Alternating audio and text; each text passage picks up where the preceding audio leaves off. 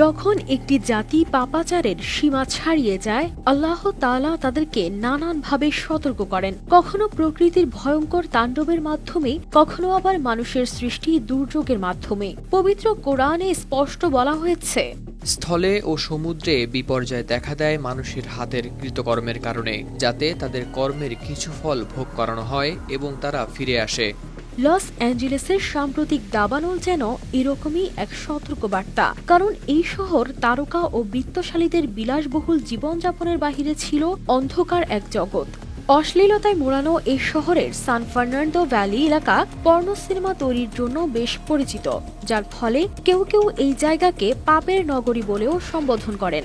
সারা বিশ্বের বিনোদন শিল্পের প্রাণকেন্দ্র হলিউড শুধুমাত্র চলচ্চিত্রের কেন্দ্র হিসেবেই নয়, কারো কারো কাছে মাদকাসক্তি, অমিতব্যয়িতা, নৈতিক অবক্ষয় ও সীমা লঙ্ঘনের প্রতীক।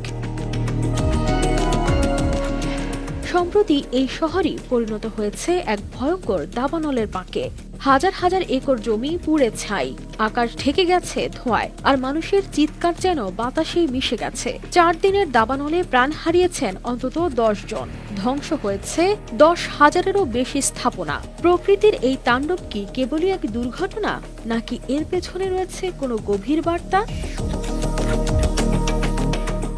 বেসরকারি আবহাওয়া পূর্বাভাসকারী সংস্থা একুয়েডরের তথ্য অনুযায়ী এই দাবানলে আর্থিক ক্ষয়ক্ষতির পরিমাণ 135 থেকে 150 বিলিয়ন ডলার পর্যন্ত হতে পারে। বিশেষজ্ঞরা বলছেন, জলবায়ু পরিবর্তন, খরা এবং পরিবেশের প্রতি মানুষের অবহেলা এই দাবানলের অন্যতম কারণ। কিন্তু ইসলামী দৃষ্টিকোণ থেকে এমন দুর্যোগ শুধু প্রাকৃতিক নয়, বরং এটি হতে পারে মানুষের জন্য আল্লাহর একটি সতর্কবার্তা।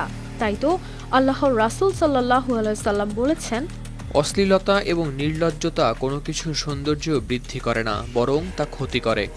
সর্বশেষ তথ্য অনুযায়ী ফায়ার সার্ভিসের কর্মীরা কিছু এলাকায় আগুন নিয়ন্ত্রণে সামান্য অগ্রগতি অর্জন করেছেন, তবে পরিস্থিতি এখনও সম্পূর্ণ নিয়ন্ত্রণে আসেনি। এই ঘটনা যেন মনে করিয়ে দেয়, সীমা অতিক্রম করলে শাস্তি অনিবার্য।